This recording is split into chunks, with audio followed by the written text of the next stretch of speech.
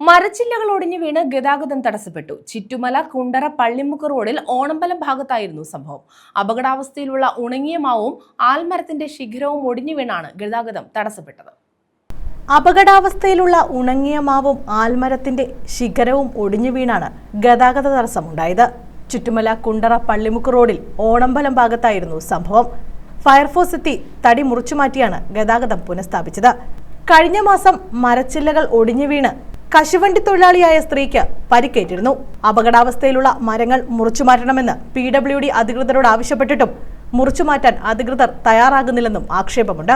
250-ലധികം ആളുകൾ ജോലി ചെയ്യുന്ന ഫാക്ടറിയുടെ മുന്നിൽ ഗേറ്റിനോട് ചേർന്നാണ് മരം നിൽക്കുന്നത്.